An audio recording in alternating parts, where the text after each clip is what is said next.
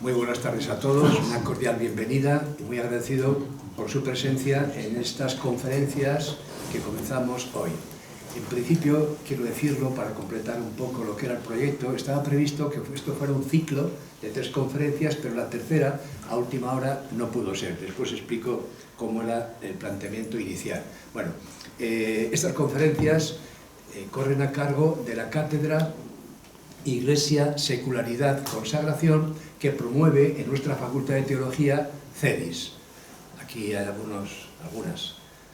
muchos de los asistentes a quienes no hay que explicar qué es CEDIS, pero quizá no sea claro para todos. CEDIS es la Confederación Española de Institutos Seculares, que aquí en nuestra facultad promueve una cátedra dedicada al estudio de la secularidad cristiana y en concreto de lo que es el carisma de la secularidad consagrada. Bien, pues dentro de las actividades de esta cátedra de nuestra Facultad de Teología comenzamos hoy este ciclo, al final un poquito mermado, con esta primera conferencia. Mañana habrá una intervención distinta, más bien en el modo de mesa redonda, con la intervención de 2 personas. Bueno, hoy el tema quiere ser un estudio socio-religioso de lo que es el fenómeno de la secularización, de modo especial referido a nuestro contexto sociocultural español.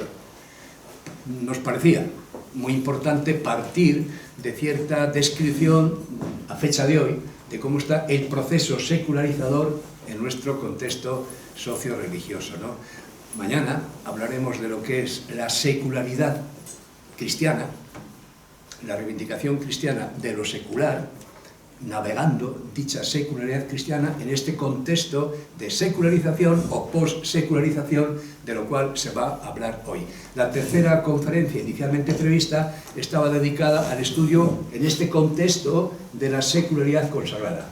La hemos tenido que dejar suspendida para otra ocasión. Bien, hoy por tanto el tema es un bosquejo más amplio de lo que es en este momento, en nuestro contexto sociocultural, la dinámica de la secularización moderna. Secularización o post-secularización.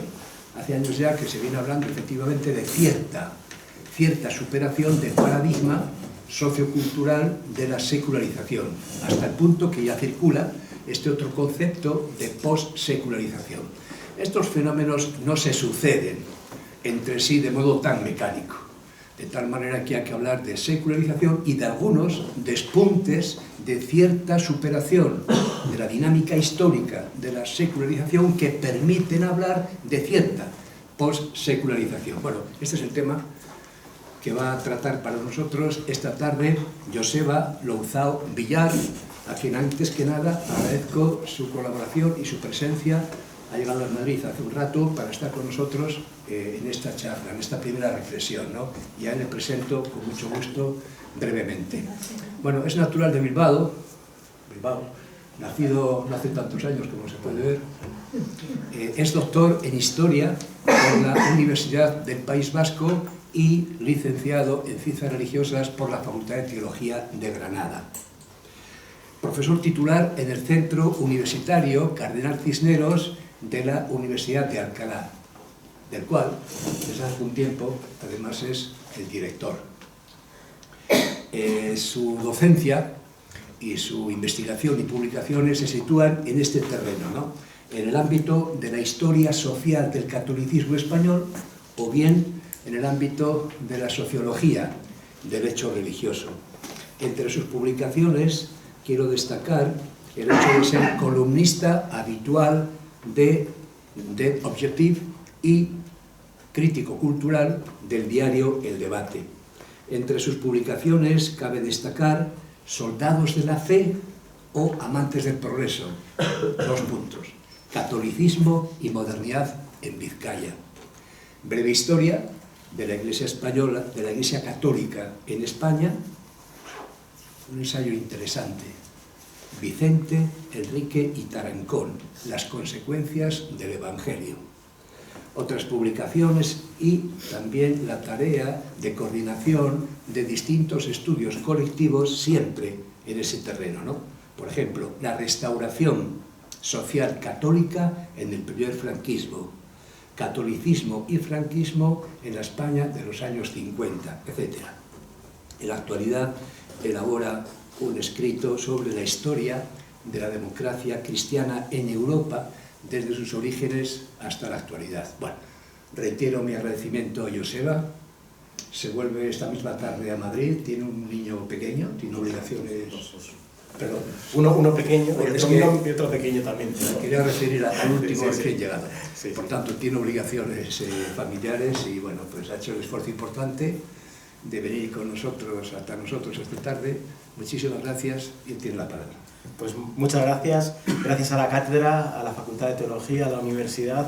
Hombre, hablar de cualquier tema en este marco, que miras ahí por la ventana y ves lo que hay, pues bueno, tiene su aquel, ¿no? Bien, yo me voy a situar, el título pone entre la secularización y la possecularización. A Gonzalo yo no le dije que a mí esto de la secularización, soy bastante crítico con ello, porque igual me dejaba de invitar y entonces no venía aquí. Pero sí que todos los manuales de retórica y de presentación de temas te dicen que no empieces de esta manera, como voy a empezar yo, pero yo lo voy a hacer así, que es diciendo el final, la conclusión. Y después ya, si nos perdemos, nos liamos, pues ya se llevan ustedes a casa alguna de las ideas que yo quería transmitir hoy, ¿no? Creo que la principal idea es que para mí la tesis, el paradigma de la secularización no funciona como concepto explicativo de lo que ha sucedido con la religión, el hecho religioso, el fenómeno religioso en la modernidad, una modernidad entendida en un sentido amplio, o contemporaneidad, como ustedes quieran plantearlo, ¿no? Y a esto me voy a dedicar los 50 minutos que tengo, en tres grandes bloques de reflexión, ¿no? El primero es intentar hacer una crítica. Si se está hablando ahora de possecularización es porque ya desde la década de los 80, 90, sociólogos de la religión, antropólogos de la religión, historiadores, están criticando muchas de las bases y de los fundamentos de la secularización. Por tanto, pues sí que me gustaría hacer unas líneas generales de lo que hoy en día el pensamiento en este campo pues ha criticado de ese paradigma, tesis, como lo queramos señalar. Un segundo bloque, a mí no me gusta ir a los sitios y ser destructivo o ser crítico y decir, ya está, me quedo aquí. No, me gustaría hacer también una construcción de... Y entonces, si la secularización no funciona, ¿cómo explicamos el hecho religioso, los procesos de cambio religioso que se han vivido en la modernidad? Pues para mí son tres conceptos los que explican lo que ha sucedido y lo que está sucediendo, en clave española, pero también en clave global.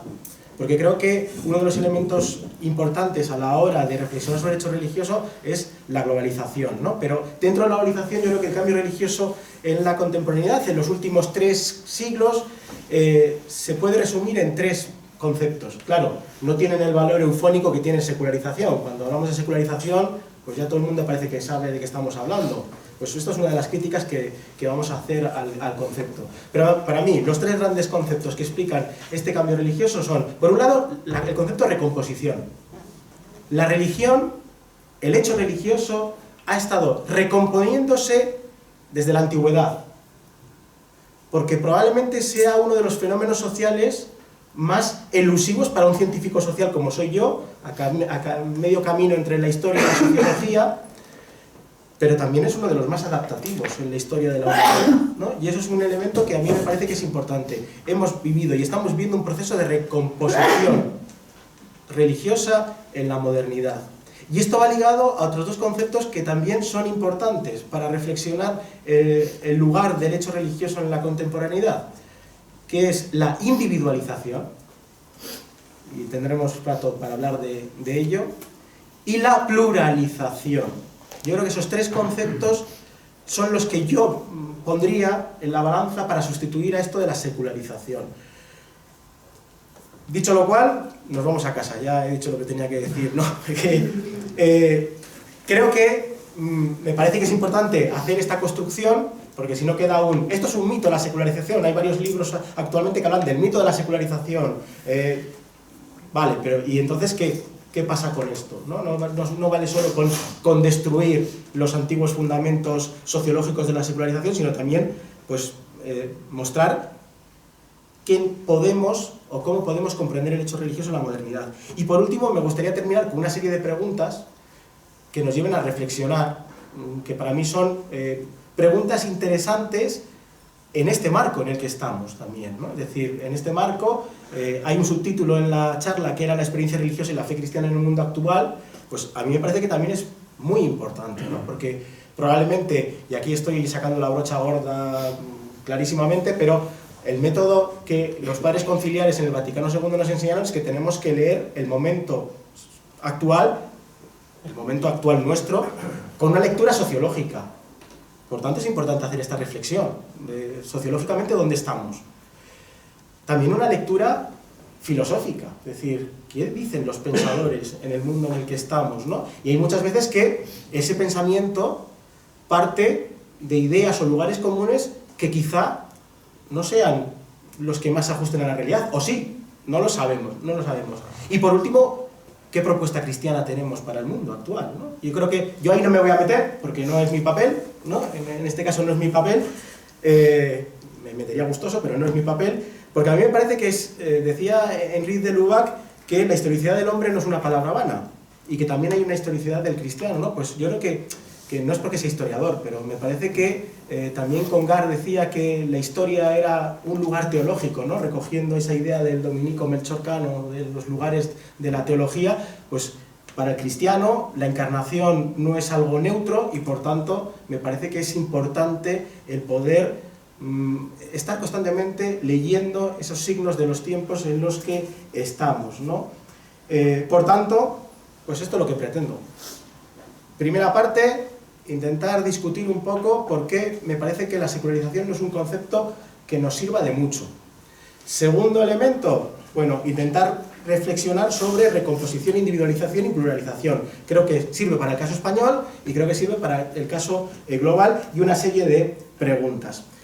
Bien, yo hice mi tesina en 2007, que era sobre anticlericalismo en la Vizcaya de la Restauración, y la introducción era un marco teórico sociológico, ¿no? Cuando llegué al tribunal de la tesina me dijeron, parece que hay dos personas que han hecho el trabajo. Por un lado está el historiador, que es el que nos ha gustado, y por otro lado hay un sociólogo que no sé, que está haciendo cosas que nos parecen muy raras, que puede estar muy bien, pero es que esto no es historia, es sociología, es otra cosa. Por tanto, yo siempre me he movido en ese mundo entre la sociología y la historia, aunque yo soy historiador en este sentido, ¿no? Y en 2008 publiqué esa introducción en una revista que es Hispania Sacra, que es la revista de, pues probablemente la mejor revista que tenemos en España de historia religiosa, del Centro de Investigaciones Científicas, y lo titulé así: La recomposición religiosa en la modernidad. Una manera de entender el conflicto entre clericales y anticlericales, porque en el fondo mi reflexión partía de ahí. Puede llegar a más lugares, pero partía de ahí, ¿no? Y repensando ese artículo, repensando este tema de la secularización, hay un psicólogo que es Daniel Kahneman, que dice que podemos estar ciegos para lo evidente y ciegos además para nuestra ceguera. ¿Por qué digo esto? Porque en el fondo hay muchas maneras de entender la secularización. Hace unos cuantos días yo estaba en una conversación sobre historia, sobre el 68, católico, etcétera, etcétera, y entonces salió en varias ocasiones el concepto de secularización, ¿no? Y nadie lo definió, todo el mundo estaba secularización, hasta que una persona en el público levantó la mano y dijo: bueno, aquí se ha hablado mucho de secularización, pero realmente ustedes están hablando de esta secularización, pero la secularización importante y la secularización que es esta otra, que no tenía nada que ver con lo que estaban diciendo los otros autores. Por tanto, utilizamos mucho el concepto de secularización, parece que todos entendemos qué estamos diciendo con secularización, pero de repente si situamos en una misma mesa a 4 sociólogos o 2 sociólogos y 2 historiadores, de repente nos encontramos con que tenemos 6 ideas sobre secularización. Por tanto, algo empieza a fallar ahí. Algo empieza a fallar ahí cuando todos presuponemos que es un concepto que utilizamos bastante habitualmente, pero de repente cuando nos sentamos a ver qué es secularización, cada uno pone acentos y a veces incluso contradictorios, ¿no? Y por eso me parece que entre la secularización y la possecularización, cuando los teóricos intentan redefinir lo que es secularización y definen esto de la possecularización, en el fondo no quieren dejar un concepto que es muy potente. Es muy potente porque es un mito, sí, y aquí no hago ninguna connotación negativa a la palabra mito, es un mito que moviliza. moviliza mucho, y bien, ¿no? Es decir, que en ese sentido hay mucha gente que no lo intenta abandonar, ni siquiera yo. Yo cuando hablo, pues hablo de secularización, pues que la gente entienda lo que quiera entender, ¿no? En este caso. Pero sí que ha habido dos maneras de entender todo este universo del cambio religioso que estaba muy marcada por el contexto social, cultural, político. La mirada norteamericana al cambio religioso es completamente diferente a la mirada europea del cambio religioso. Y entraban en muchas contradicciones, ¿no? E incluso, pues hubo un momento en el que había una discusión entre los americanos, los europeos decían, no, es que Norteamérica es una excepción. Esto de que una sociedad democrática, etcétera, tenga altos índices de religiosidad es una excepción. Claro, los europeos miraban a Europa y decían, no, no, lo nuestro es el modelo, la excepción es Europa. Y ahora hay muchos autores de estos de la postsecularización que están hablando de la excepcionalidad europea. Claro, pues ahí hay ya una confrontación, ¿no? de estas cuestiones. Y sobre todo porque también cuando miramos el pasado nos podemos llevar muchas sorpresas. En el caso norteamericano, cuando miramos al siglo XIX norteamericano, el momento de la independencia, finales del siglo XVIII, eran muy pocos los religiosos y creyentes. Si ustedes van a las ciudades norteamericanas y ven esos templos históricos, van a ver que son templos muy pequeños, porque la comunidad era muy pequeña. La gran mayoría de los norteamericanos no participaban de esa vida. El proceso de cambio religioso que se produce en el siglo XIX es el que produce la Norteamérica que nosotros vislumbramos hoy. Por tanto, cuidado también con esto de la historia, que muchas veces jugamos con la historia y vemos lo que queremos ver, y no lo que los datos nos señalan, ¿no? Es decir, la Norteamérica actual, esa excepcionalidad o no excepcionalidad, o ese modelo norteamericano, surge en el siglo XIX, con una serie de renacimientos, de revivals, que marcan la historia del cambio religioso en Estados Unidos, ¿no? Y en el caso europeo yo creo que marca mucho lo que es el proceso de confesionalización que se produce en las diferentes monarquías después de la ruptura de la cristiandad. Y eso nos ha marcado, ¿no? Nos ha marcado. Bueno, reflexionaremos un poquito sobre ello, que yo veo que ya me extiendo con mis cosas y no... ¿Cómo podemos resumir el paradigma de la secularización, ¿no? Lo que históricamente hemos entendido con ese paradigma, tesis de la secularización, un gran autor como José Casanova, ¿no? Aragonés, pero que lleva toda su vida viviendo en Estados Unidos y por tanto, claro, incluso en algunas conferencias en español dice, perdónenme mi español porque ya solo pienso en inglés y me cuesta, ¿no? Me cuesta. Él habla de la doxa del secularismo.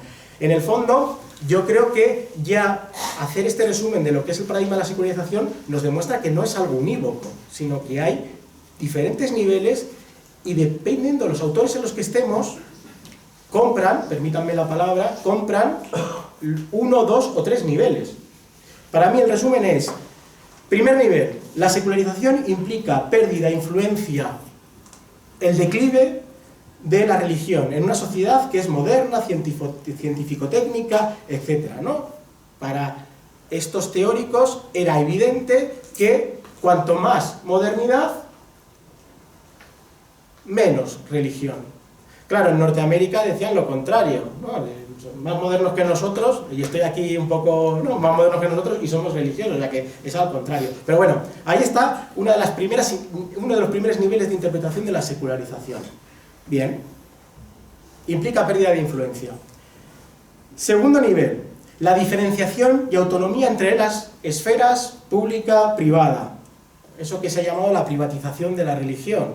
Después, en la década de los 80-90, muchos sociólogos nos dijeron, no, estamos en un proceso de desprivatización de la religión. Bueno, pues otra vez ahí está el conflicto. Y como ven, los dos niveles pueden ir de la mano o no ir de la mano. Es decir, y dependiendo que estemos analizando del cambio religioso, pues eso también nos ayuda. Y por último, el tercer nivel sería eso que Max Weber dijo del desencantamiento del mundo. La desacralización, la mundanización de la realidad. En el fondo, los tres niveles, ya fuesen unidos o separados, lanzaban una interpretación, y es que modernidad y religión no iban de la mano, o no podían ir de la mano, se enfrentaban, chocaban, la interrelación era conflictiva. Y claro, esto no va solo de un proceso académico científico, es que el movimiento ilustrado defendía. Bueno, estoy aquí también con brocha gorda porque hay un movimiento ilustrado católico religioso, ¿no? Ahora también hay muchos estudios sobre la ilustración religiosa, la ilustración católica, que nos haría replantearnos estas cuestiones, ¿no? Pero en el fondo, pues sobre todo el movimiento ilustrado francés tenía claro que la religión se iba a ir por el desagüe de la historia. A mayor modernización, pues la religión se iría por el desagüe de la historia. ¿Por qué? Porque la religión era enemiga del progreso, de la libertad, de la razón, y pongan ustedes lo que quieran. Bien, por tanto, por eso digo que estamos en un universo que es académico, pero también es un universo político, y la secularización sirve para muchas cuestiones, ¿no? Más cuestiones, claro. Cuando hablo de ciegos de nuestra propia ceguera, es llamativo que las bases fundamentales del paradigma de la secularización se establecen en un momento como son la década de los 60, los largos 60, que es cuando entra en crisis, porque el cambio religioso después de la Segunda Guerra Mundial fue una activación, un renacimiento religioso muy potente del mundo europeo, del mundo occidental, y no hablemos de otras realidades, ¿no? Pero cuando se da forma a este universo, o a esta tesis de la secularización, son los largos 70, que es cuando realmente pues esto está empezando a cambiar, ¿no? O vemos en torno al mayo del 68 que hay pues diferentes cambios sociales, revoluciones culturales, sexuales, morales, que están empezando a cambiar, ¿no? Incluso la teología cristiana asume, son los tiempos de las teologías de la muerte de Dios, de la ciudad secular, etcétera, etcétera, es decir, que también asumían. Es muy llamativo cómo es el momento en el que la revista Time saca, creo que es en el 69, su portada más vendida, bueno, el número más vendido de su historia, hasta los atentados de las Torres Gemelas, que era Dios ha muerto, ¿no? Es decir, que ya estaba en ese ámbito, ¿no? Claro, ¿qué es lo que sucede?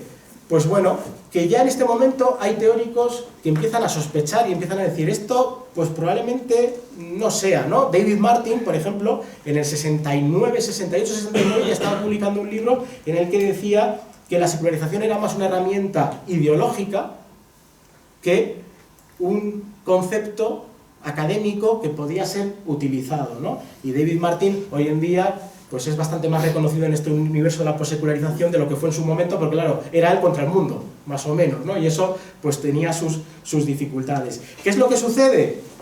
Pues que llegan los 80 y entonces muchos de los sociólogos, antropólogos de religión, historiadores, empiezan a replantearse las cosas, porque hay tres fenómenos políticos, históricos, que hacen que lo que había sido esos tres niveles de la secularización empiecen a chirriar un poquillo.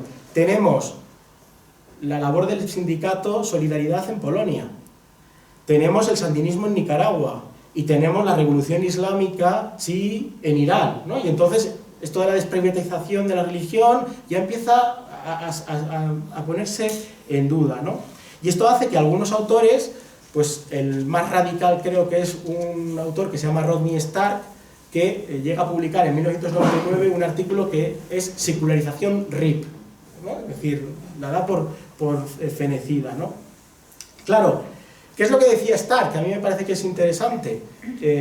Stark siempre ha sentado mucho en que muchas de las explicaciones sobre la tesis de la secularización están asentadas en lugares comunes del pasado que quizá no sean reales.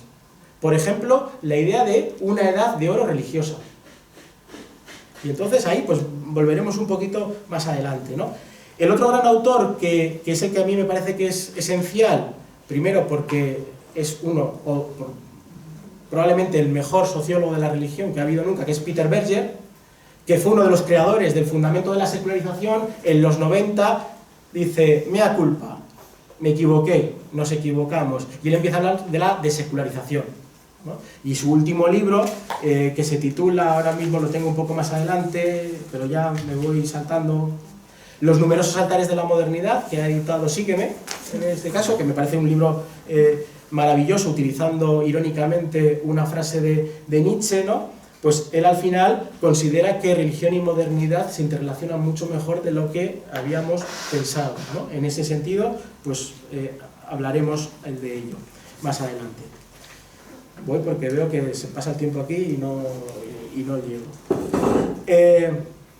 Pues esta es la cuestión, es decir, cada vez son más los autores que discuten esta clave de la secularización o consideran que es un mito, que es una tesis que tiene muchos fallos. Algunos autores, pienso en Steve Bruce, dice, bueno, sí, nos equivocamos en muchas cosas, pero en otras no nos hemos equivocado y por tanto mantengamos la idea de la secularización. Y entonces estamos en un debate nominal, ¿no? De nos gusta o no nos gusta.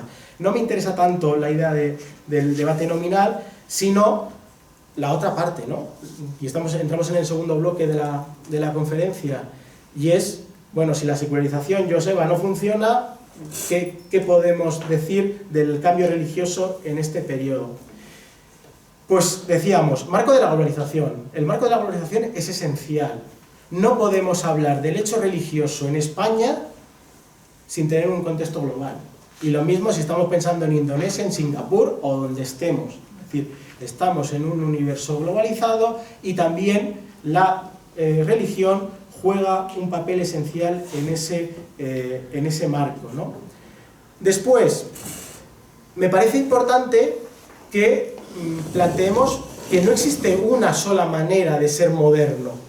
Los modelos son y sirven para lo que sirven, pero también cada vez más son autores los que hablan de múltiples modernidades.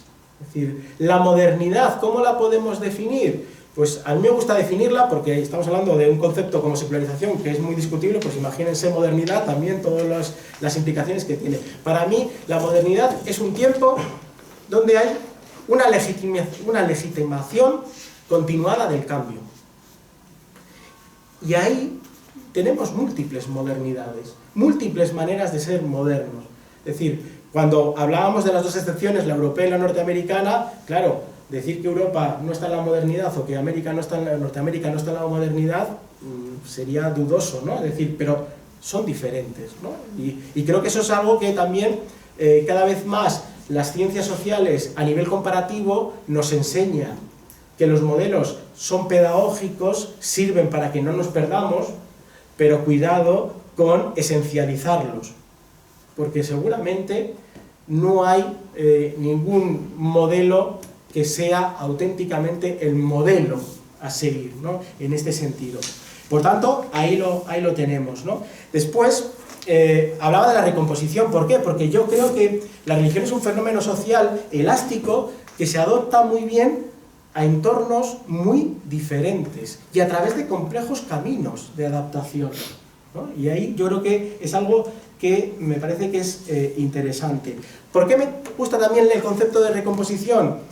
Porque creo que cuando pensamos en secularización, lo tenemos aquí ya en el cerebro, ¿no? Metido en nuestra mochila, y enseguida pensamos en una teología, en un proceso que es lineal y que nos lleva a algo, cada uno piensa en ese algo. Claro, cuando hablamos de recomposición, las recomposiciones pueden ser de muy variadas realidades, ¿no? Claro, yo creo que cuando hablamos de recomposición religiosa, en la contemporaneidad ha estado marcada por tres elementos que en España se ven muy claramente. En primer lugar, todo lo que tiene que ver con el renacimiento religioso. Es decir, el renacimiento religioso en un marco largo. No estoy hablando ahora del presente, sino en un marco largo. La feminización de la religión. Es decir, que en ese sentido también es algo que me parece que es interesante que reflexionemos, y un conflicto normativo en torno a la religión. Es decir, en los siglos XIX y XX la religión, y el XXI, la religión ha sido un elemento identitario, movilizador, esencial para esos conflictos normativos que podríamos definir como aquellos conflictos que tienen las sociedades para definir quiénes somos como sociedad y cómo hemos de convivir. Claro, esos conflictos normativos en algunos momentos pueden llegar a ser auténticas guerras culturales, ¿no? Ahora que está tan de moda el concepto. Piensen ustedes que el concepto guerra cultural nace en Alemania en la época de Bismarck, en un enfrentamiento entre Bismarck con los católicos alemanes, ¿no? Y esa manera ahí es clarísimo, ¿no? Es decir, Bismarck y los que estaban con Bismarck decían, no, hay una manera de ser alemán, y es una manera a lo protestante. Por tanto, los católicos no pueden ser alemanes como entendemos la alemanidad. Claro, los católicos alemanes decían, ¿cómo que no? Nosotros somos alemanes, ¿no? También igual. E incluso le daban la vuelta y decían, la manera de ser católico, de ser alemán, es a través del catolicismo. Y entonces ahí empezó un conflicto que se llamó Kulturkampf, guerra cultural, y que hoy en día pues está bastante de moda, ¿no? Constantemente. Claro, ¿por qué hablamos de renacimiento religioso? ¿Y por qué hablamos de estas cuestiones? Claro, desde el presente muchas veces cuando vemos la escritura y publicación del origen de las especies de Charles Darwin, pues siempre pensamos el mundo científico, el mundo moderno, la evolución, choca con la religión, no, pero es que justo después de la publicación del libro de Darwin hubo un renacimiento religioso en el mundo. Eso es importante que lo tengamos en cuenta. Claro, también tenemos que tener en cuenta que cuando estamos hablando de cambio religioso, el siglo XIX, ahora nos quedamos en el siglo XIX, es un momento en el que hay unas grandes transformaciones de la Iglesia Católica, de las diversas confesiones protestantes, y a través del movimiento misionero, tanto católico como protestante, del Islam, del hinduismo, del budismo. Es decir, es que la Iglesia tal como la conocemos tiene ingredientes importantes actuales que nacen en ese siglo XIX, ¿no? En procesos que se están viviendo en este siglo XIX y que nos llevarían muy lejos, ¿no? Y también es un momento en el que aparecen diversos movimientos religiosos que van a intentar conjugar religión o religiosidad o espiritualidad con modernidad. Ahí tienen el espiritismo, la teosofía y todos esos movimientos extraños heterodoxos, pero que en el fondo también van a estar intentando conjugar esta clave, ¿no? Y como decía, en el conflicto normativo que se vive en este momento, también la secularización permite un juego de binomios que va a marcar nuestra manera de entender y de leer la realidad social, política, cultural. Claro, es razón contra la fe. Espacio público, que es el de la razón, espacio privado, que es el de la fe. Claro, pero si estamos en este universo, el espacio privado es el espacio femenino, el espacio público es el espacio masculino.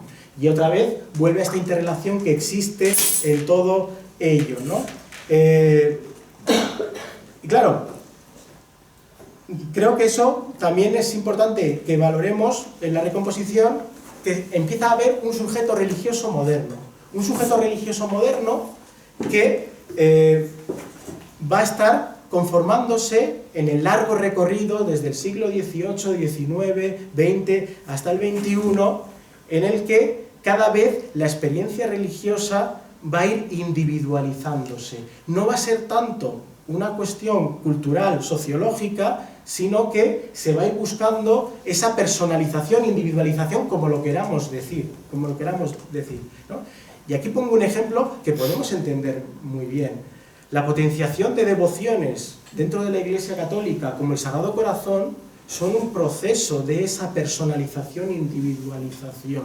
¿Y cómo se ha leído? Claro, cuando yo digo esto en un ambiente de historiadores civiles, por decirlo de alguna manera, me dicen, pero si el Sagrado Corazón es algo carca de reaccionarios, de carlistas, no sé de quién era, pero que estaba haciendo ese proceso de cambio religioso, es importante que lo tengamos en cuenta, ¿vale? Ya termino con una reflexión, este segundo bloque, que es el de la pluralización. Aquí sí creo que en el caso europeo, en el caso español es un ejemplo paradigmático, sí que es una especie de excepción. ¿Por qué? Cuando hablamos de pluralización, es muy llamativo que si leemos los procesos de cambio religioso en el mundo, nos encontramos que la modernidad va a traer una pluralización en el ámbito religioso, menos en Europa. En algunas minorías sí que encajaría, pero por regla general. Claro, ¿qué sucede en Latinoamérica ya actualidad? Echamos la vista 20, 30 años atrás, cuando la caída de la Iglesia Católica en número de creyentes no implica que se vayan al ateísmo, al agnosticismo, sino que es la potenciación de iglesias pentecostales, evangélicas, etcétera, etcétera, etcétera. Lo mismo pasaba en Estados Unidos, lo mismo ha pasado en diferentes lugares del mundo. El caso europeo no. El caso europeo, dentro de este conflicto normativo, de estas guerras culturales, el que se alejaba de la institución católica, en el caso español, pero también en los países del norte de Europa, estaríamos hablando de cualquier iglesia evangélica, protestante, luterana, calvinista, sucedía exactamente lo mismo, iban a ese ámbito poroso de la irreligión. Siempre tenemos casos particulares y elementos particulares en los que la búsqueda les lleva a otros ámbitos, pero piensen, en el caso español solo, el espiritismo, la teosofía, todas estas heterodoxias espirituales que en el siglo XIX, finales del XIX, principios del XX, tienen una cierta pujanza, siempre nacen en ambientes de cultura política republicana, anarquista, socialista menos, pero no es de católicos que abandonan la iglesia y terminan, no, no, no. Y con el protestantismo pasa algo bastante parecido en el caso español. Con más, sería más largo de explicar, ¿no? Pero es muy llamativo.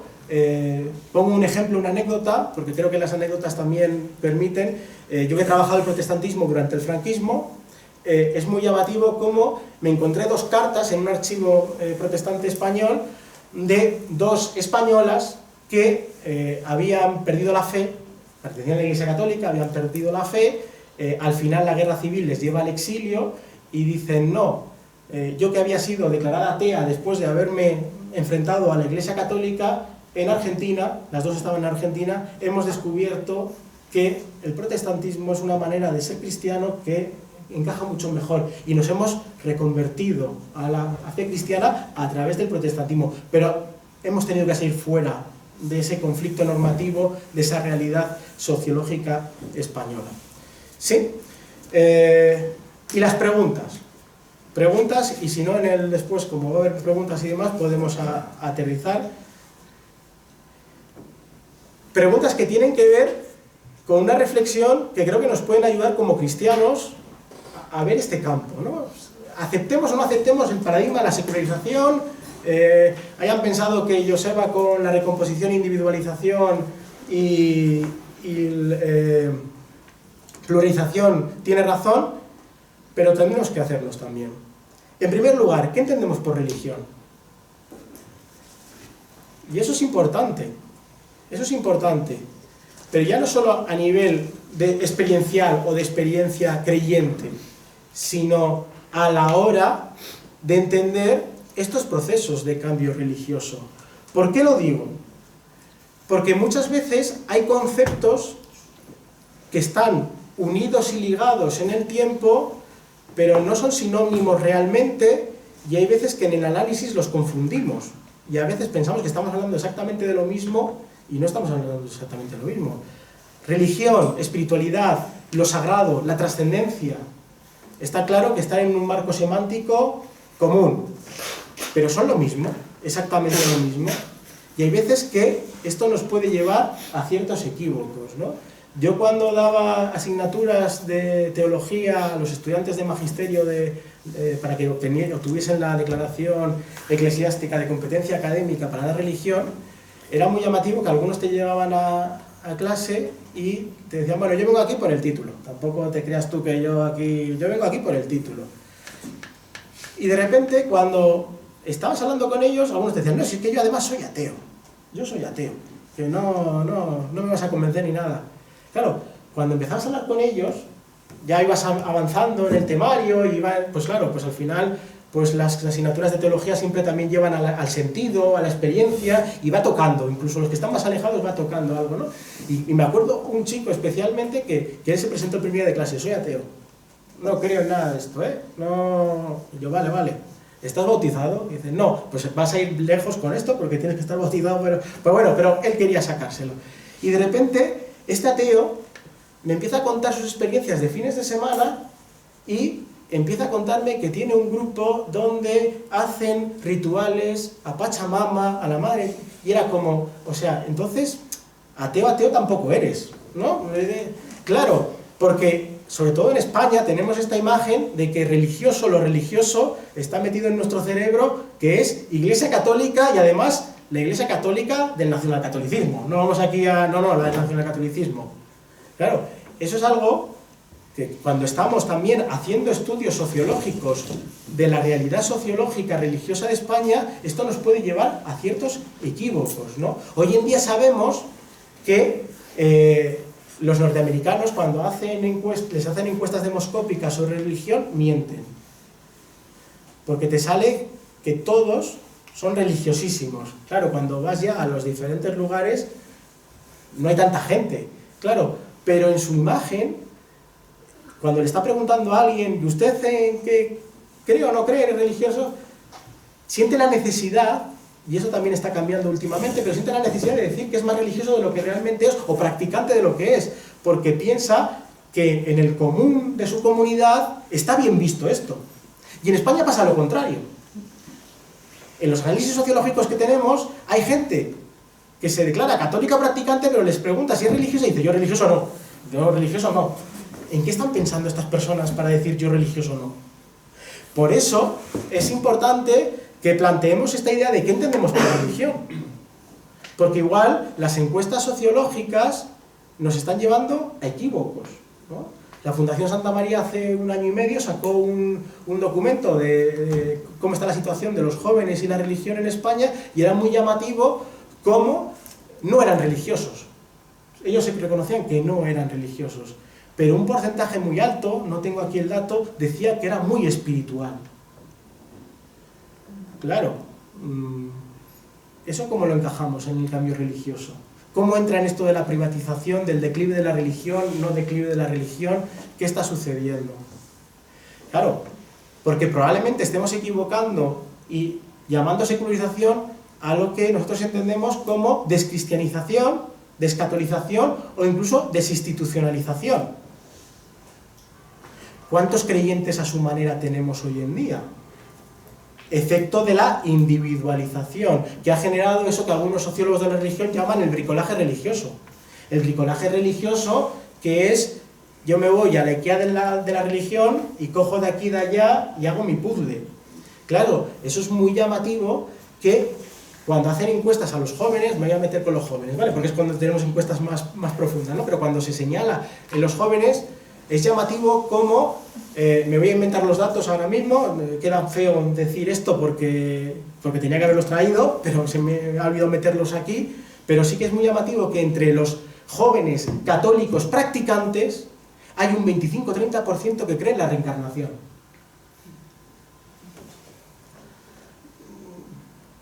¿Cómo encaja eso?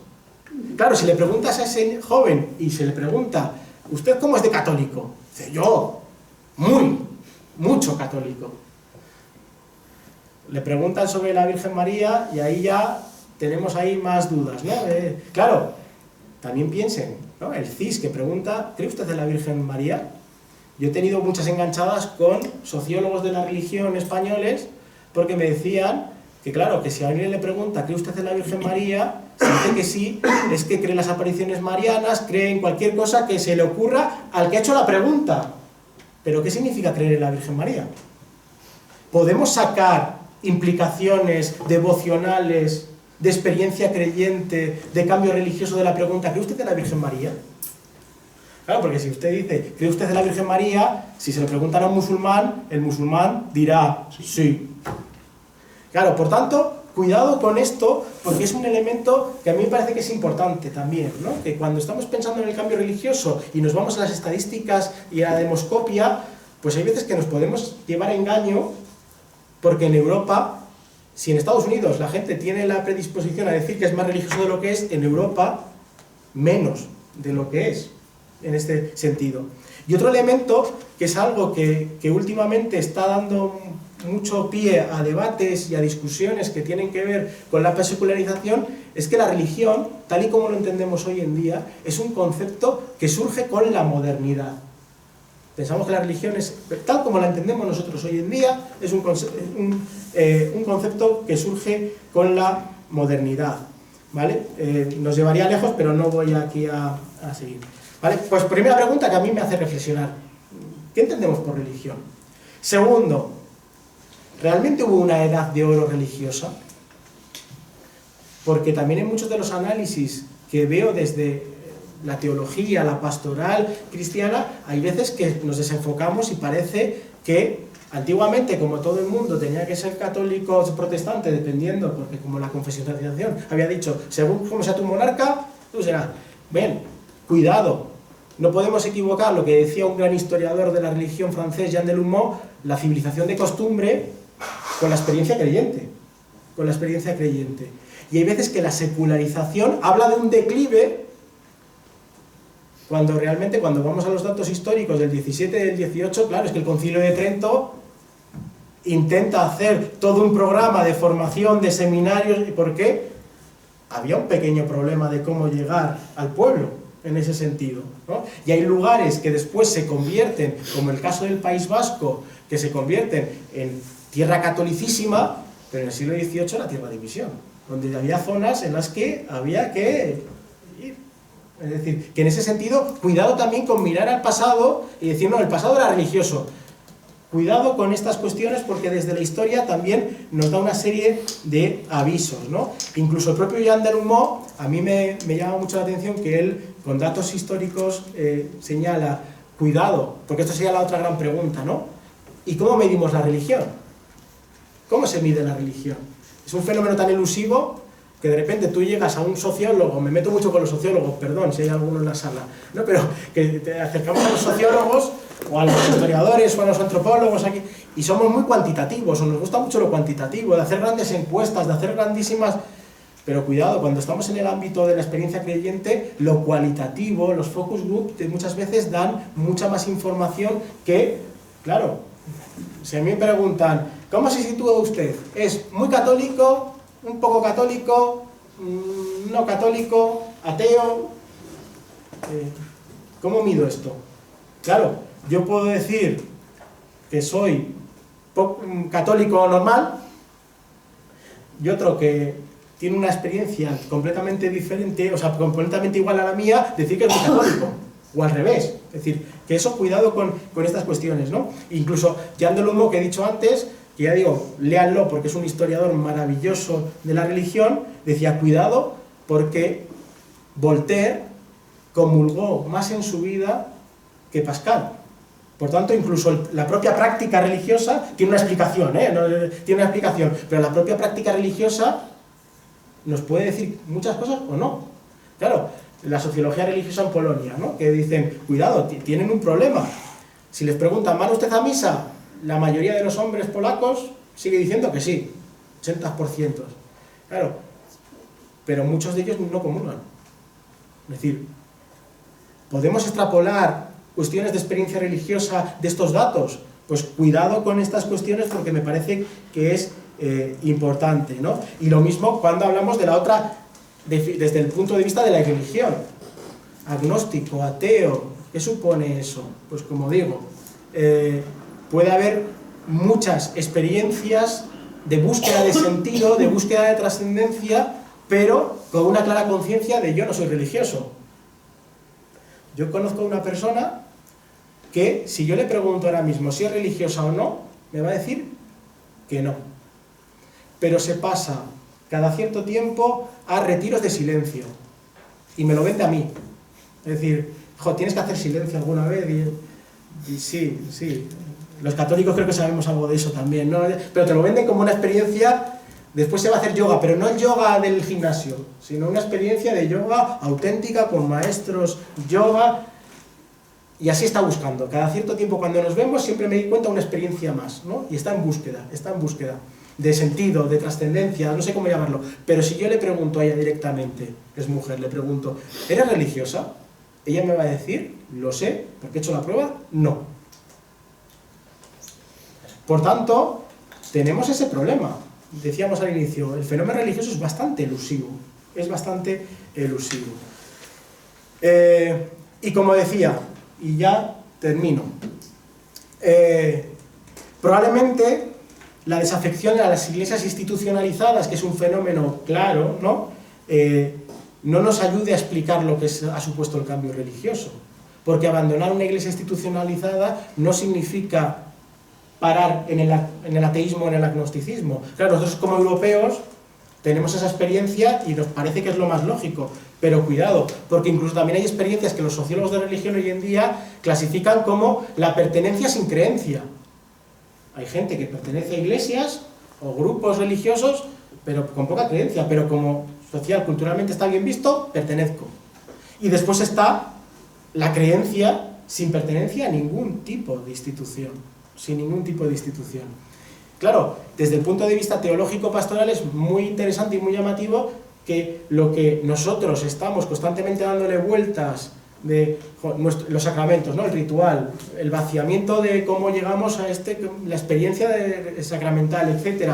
Claro, ahora de repente sale Byung-Chul Han, el filósofo coreano-alemán, que habla de la desaparición de los rituales y empieza a hablar de tenemos un problema porque están desapareciendo los rituales. Pues igual el problema no es solo de la Iglesia Católica, sino es un problema cultural.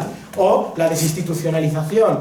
Hombre, la Iglesia en España ha ido siempre por delante cuando preguntan ¿confía usted en la Iglesia? Siempre está en los puestos más abajo. Pero hoy en día, cuando les preguntan a los españoles en confianza institucional, pues se salvan 2 o 3 instituciones.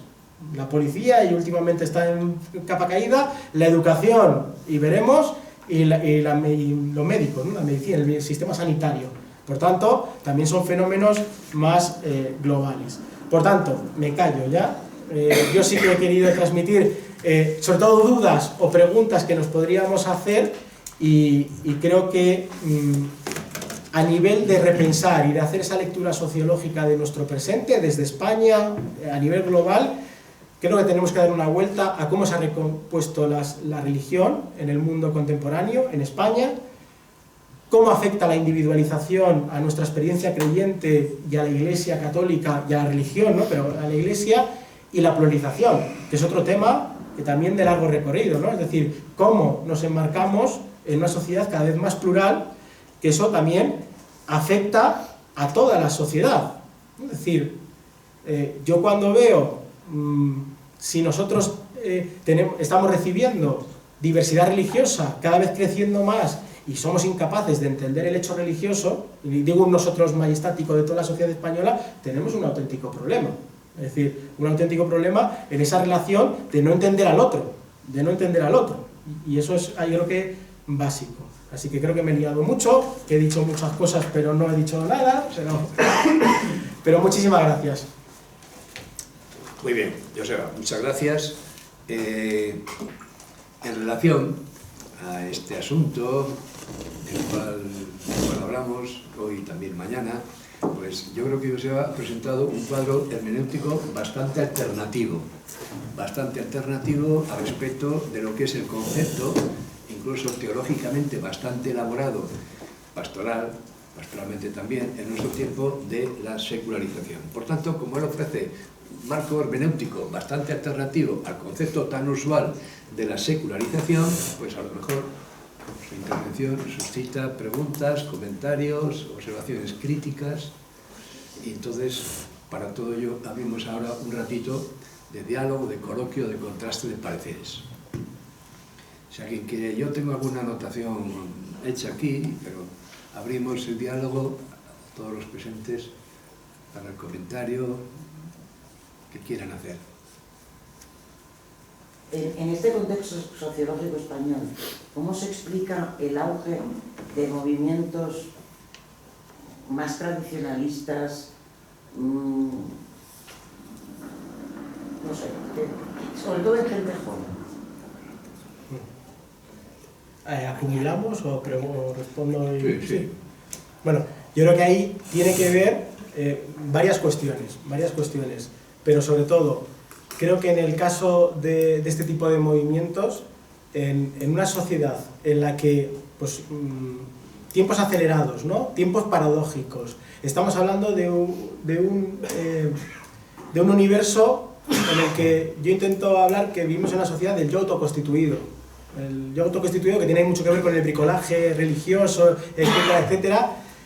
Sigmund Bauman y esto de las identidades líquidas, en un mundo líquido cada vez hay más necesidad, no digo que sea bueno, pero más necesidad de algo fuerte, duro, donde agarrarse, porque estás viendo una sociedad, me estoy haciendo una interpretación, ¿no? Pero una sociedad que cambia mucho, exponencialmente, donde te dicen que puede ser cualquier cosa, pues va a haber mucha gente que va a buscar esa identidad fuerte en grupos religiosos, ideológicos, sociales, y yo creo que tiene que ver con ello, con este cambio identitario que se está viviendo del yo autoconstituido, porque en el fondo, si estamos en un marco de yo autoconstituido, y más desde la juventud, eso de que te digan, bueno, y ahora constitúyete tú como quieras, pues algunos lo pasan muy mal, y lo que se busca es el calorcito del grupo, y eso genera. Y además es que probablemente muchos de estos grupos, no son el caso del catolicismo, también el caso del protestantismo, del islam, del hinduismo, son movimientos plenamente modernos, muy modernos, con un mensaje que podemos decir conservador, reaccionario, que eso cada uno que coloque la etiqueta que quiera, pero plenamente, el fundamentalismo es un fenómeno plenamente moderno, y utilizan muy bien los medios modernos.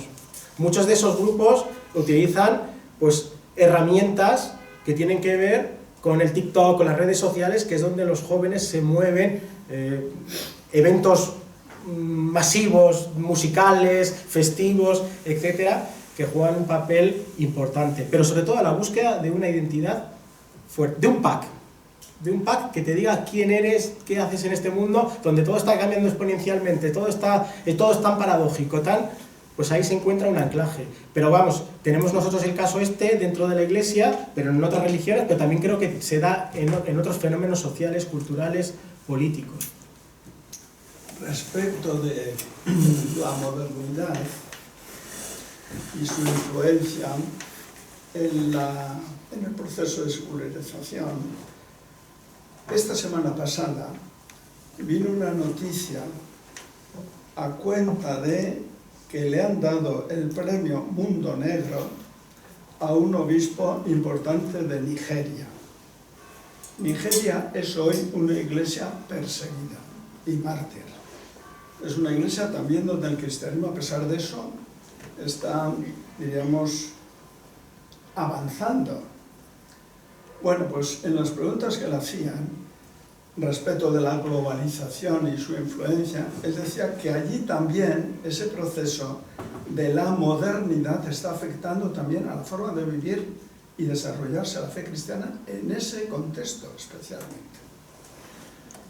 También en eso, hace unos días, ese arzobispo cisterciense de ahí de Noruega, de arriba, también que le dieron una conferencia ahí en la Universidad de Navarra, pues también entre las preguntas que le hacían, pues él llegó a decir respecto de esta modernidad y de sus problemas, cómo el texto inglés de la Gaudium et Spes, que es el documento, según él, que más ha envejecido, pues allí lo tradujeron como en la Iglesia, no como se titula en el mundo de hoy, sino en el mundo moderno. Esa es la traducción en inglés que dieron de esa Constitución. O sea, queriendo decir con esto de lo moderno, ha afectado mucho a la Iglesia. Es decir, la secularización social es estupendo, todo lo que ha dicho, ¿verdad? Pero la secularización ad intra de la Iglesia también ha sido ya mucho tiempo observada. Y no sería malo que un sociólogo, por ejemplo, como usted, profundizara en eso.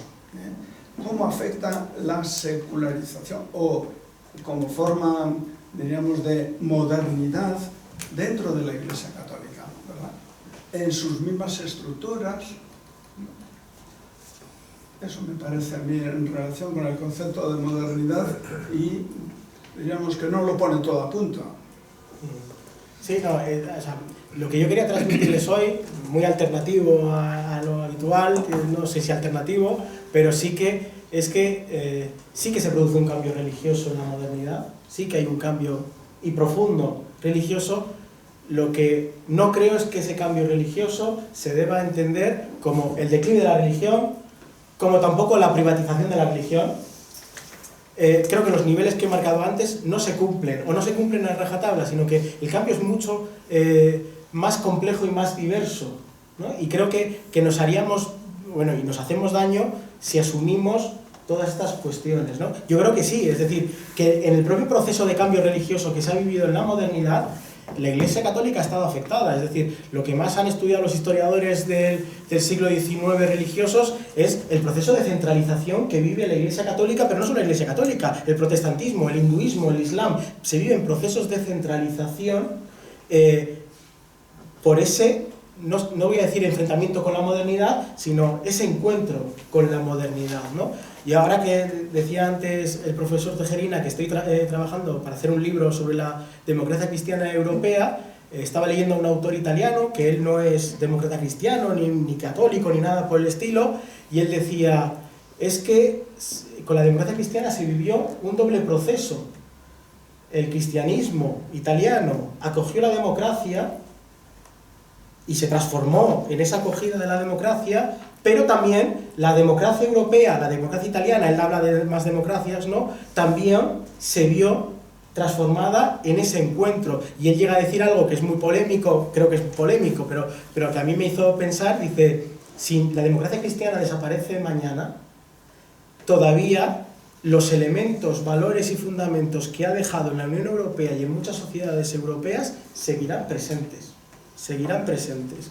Claro, que me hablen, y meto aquí esto de la democracia cristiana, que me hablen de la secularización como un declive del cristianismo justo en el mismo momento en el que después de la Segunda Guerra Mundial la democracia cristiana domina políticamente Italia, Portugal, en Francia hasta que llegó De Gaulle era uno de los partidos políticos más potentes, en el caso de Holanda, Bélgica. Claro, entonces choca mucho que estamos en un momento de secularización como declive religiosa, pero hay un marco que es una democracia cristiana que habla de valores cristianos que gana las elecciones. Pues entonces la cosa igual no es tan sencilla.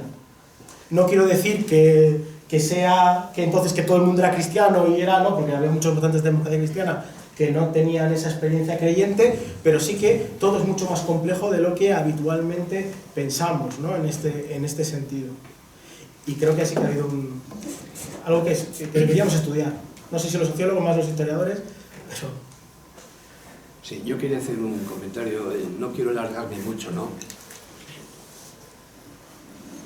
sobre el concepto mismo de secularización. Bueno, yo, para empezar, tengo que reconocer que en el ámbito teológico este es un concepto demasiado fluido, impreciso, ambiguo. Hubo una teología de la secularización en los años 40 y 50.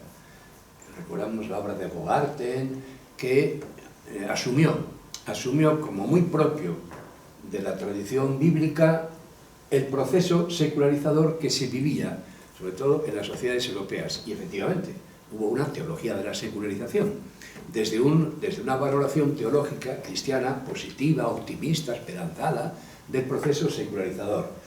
Más tarde, pues, por ejemplo, en la obra que tú citaste de Jarvicos, la hacía secular. Una cristianización, una asunción esperanzada, casi triunfalista de la secularización que tendría una raíz cristiana. Después, el concepto ha ido evolucionando en el ámbito teológico, pastoral, de modo negativo. Esta teología optimista, esperanzada, teología de la secularización, fue quedando atrás y se ha ido identificando negativamente. El concepto secularización, básicamente identificado como pérdida de sentido religioso. Fundamentalmente eso. Hace 10 años, aquí en España, la Conferencia Episcopal publicó un estudio que fue bastante polémico, titulado Teología y secularización, en el cual se utiliza el concepto de secularización en clave netamente negativa ya, y se denuncia cierta complicidad de cierta teología con el fenómeno ya negativamente identificado de la secularización, como que habría todavía, sobre todo en España, una teología que coquetea un poco con la secularización y está haciendo daño a la Iglesia.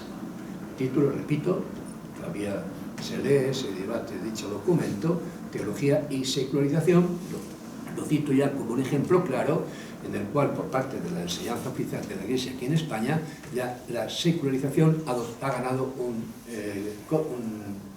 un valor semántico, un significado netamente negativo. Bueno, Pero bueno, quiero decir con esto que el concepto ha sido elástico. Es una teología positiva de la secularización, y ahí había que citar nombres importantes, incluso de la teología católica, como Juan Bautista Metz, con el célebre ensayo Teología del Mundo, donde se reivindica la mundanidad del mundo desde la perspectiva cristiana. Bueno, claro, esa teología optimista de la secularización, se dijo realmente la última raíz de la secularización es el creacionismo bíblico. De esa teología optimista hemos pasado a este concepto ya abiertamente negativo, identificando sociedad secularizada como sociedad en la cual se pierde el sentido religioso. Bueno, tú en su momento señalaste, solo noté dos, como que serían tres los elementos definidores de esta secularización, ahora ya muy negativamente entendida. Por ejemplo, la privatización de lo religioso, la pérdida de relevancia de las instituciones religiosas en la sociedad moderna y la mundanización. Bien, bueno, para mí el problema es el siguiente. Se puede prescindir, si el concepto no es válido, si el concepto es demasiado elástico, demasiado ambiguo, si ahí caben demasiadas cosas bajo el rótulo secularización, prescindimos de él. Pero yo creo que desde la perspectiva socio-religiosa, teológica, pastoral, hay que reconocer estos fenómenos que a mí me parece que son innegables. Repito, yo no doy un dedo por el concepto secularización, ¿no? Pero lo que hoy, desde un punto de vista socio-religioso, teológico, pastoral, designa ese concepto, yo creo que es innegable. Pérdida de sentido religioso. Hace pocos días aparecía el último informe del CIS, en el cual se habla de un 58% de ciudadanos españoles que se confiesan católicos. Hace 20 años eran 20% más. También hemos conocido este año, recientemente, el dato sociológico de que 2 de cada bodas que se celebran son religiosas, son católicas. 20% de las bodas que celebran. Ya ni siquiera se celebran muchas bodas. Hay parejas de derecho de todo tipo de emparejamientos, ¿no? Pero de lo que son realmente matrimonios, solo el 20% serían católicos. Bueno, yo creo que esto bueno, y luego, nada, vamos a las iglesias, vamos a los noviciados, vamos a los seminarios. Yo creo que me parece incuestionable la pérdida del sentido religioso. Me parece incuestionable. Soy sabedor de que efectivamente lo religioso en el estudio sociológico se objetiva mal, porque efectivamente las iglesias pueden estar llenas y no comulgan. Por tanto, sentido religioso muy ficticio, muy superficial. ¿Eso es genuina fe cristiana? Pues seguramente no. Pero hoy en España la situación ha dado la vuelta. Hoy en las iglesias hay poca gente, pero la verdad que esos mayoritariamente comulgan. Y bueno, quiero decir que comprendo que el sentido religioso, lo religioso, tiene sociológicamente una objetivación difícil, que es muy escurridizo. Yo veo muy bien, que la gente, los jóvenes, como has citado, distingan, porque hay que distinguir entre experiencia espiritual y experiencia religiosa. Me parece muy afortunada esa distinción, porque creo que objetivamente es una cosa distinta. Con esto quiero decir que, en todo caso, cuando los jóvenes, o quien sean hoy, dicen yo no soy religioso, pero soy espiritual, me parece bien, me parece muy certera esa distinción. Quiero decir con esto que tampoco es tan difícil objetivar sociológica o estadísticamente lo religioso. Hay que tener cuidado. Al final, objetivándolo relativamente, lo que me parece indiscutible es que hay una pérdida de sentido religioso y hay una notable privatización de la religión, y evidentemente en muchos aspectos hay una irrelevancia de las instituciones religiosas.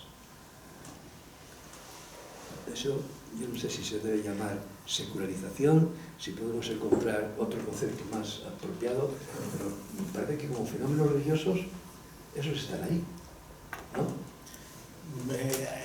Ahí es donde creo que es donde partimos de dónde ponemos nosotros las preocupaciones, cada uno, ¿no? Es decir, desde mi punto de vista yo he señalado, a mí lo que me interesa es cómo ha sido este cambio religioso, cómo ha sido el cambio religioso, y claro, es evidente que ha habido un proceso de descatolización, por decirlo de alguna manera, pero claro, volvemos a lo mismo que he señalado antes de cuidado con si estamos, o sea, sobre todo a mí lo que me interesa es no hacer proyecciones tampoco del pasado, es decir, el pasado exactamente cómo era.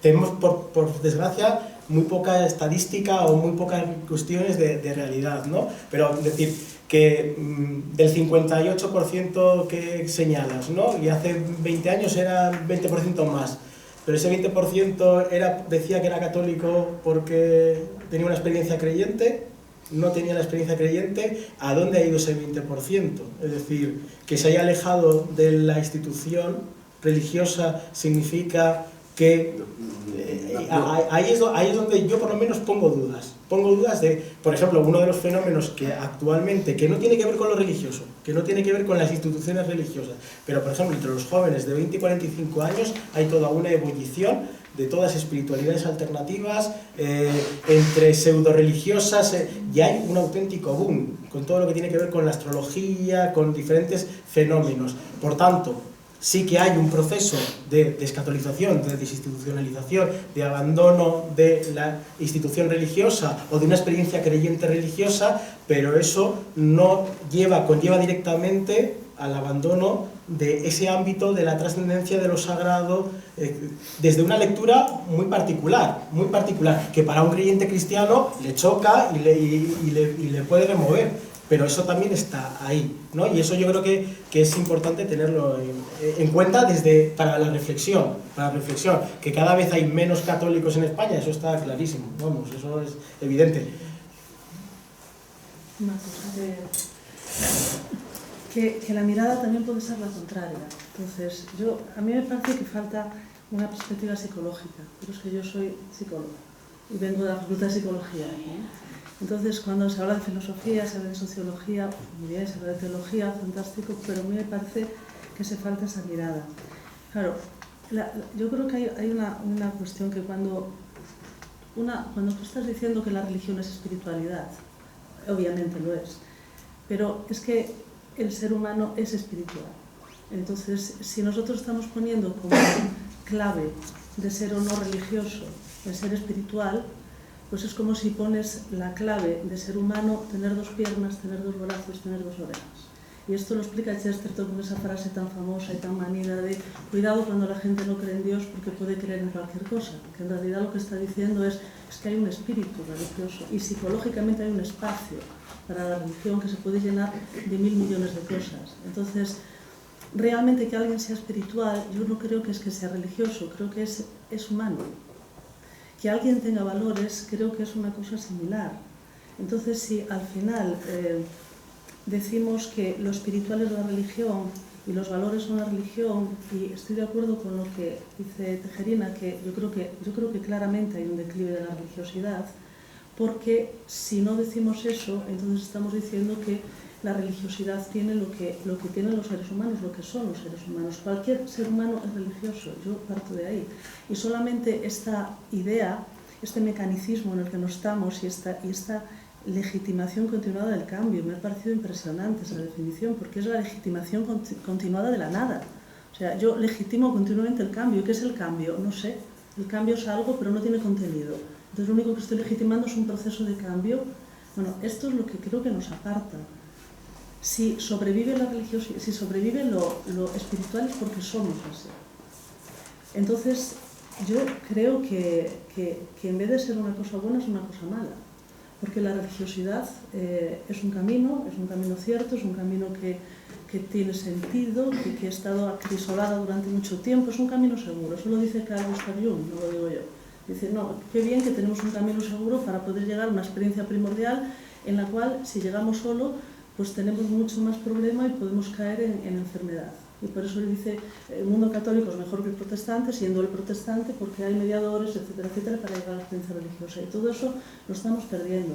No hay que ir solamente a las iglesias, no hay que ir solamente a ver si la gente se casa, no, hay que ir a las casas.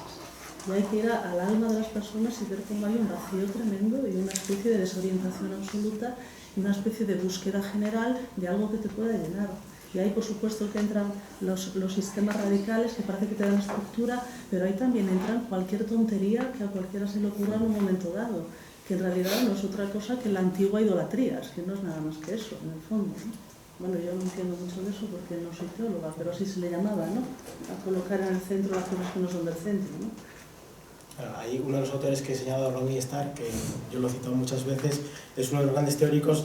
El nombre no es que sea muy atractivo, pero son los teóricos de la economía de la religión. ¿Por qué? Porque utilizan elementos de conceptos económicos para entender la religión, ¿no? Y ellos, uno de sus postulados básicos es lo que cambia es la oferta de sentido. La demanda siempre es la misma en la historia de la humanidad, por lo que tú estabas comentando. Lo que hay es un cambio, una recomposición en la oferta que dan instituciones religiosas o otras instituciones sociales, porque van adaptándose, recomponiéndose en esa realidad.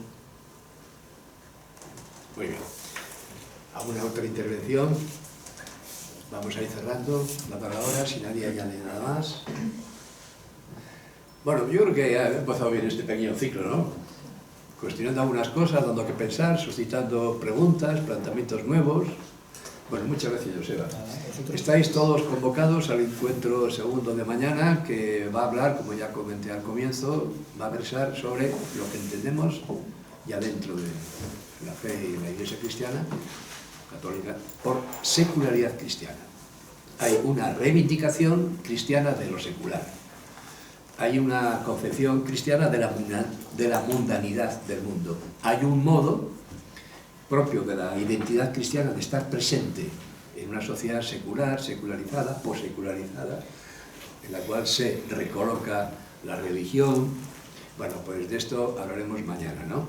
Mañana será una especie de mesa redonda en la cual interviene Paco Martínez, Francisco Martínez, que es el decano de nuestra facultad, estaba ahí hace un momento, pero él es diocesano de Zamora, sacerdote diocesano de Zamora, y esa tarde, en breve, se celebra un funeral por Monseñor Iriarte, que fue obispo de Zamora y ha ido a participar en esta celebración. Bueno, intervendrá él y una profesora de comillas, una profesora laica de comillas, estudiosa también de estos asuntos, que es Carmen Márquez.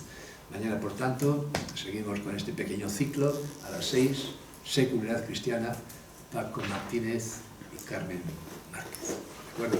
Muchas gracias por la presencia de hoy y quedamos citados para mañana.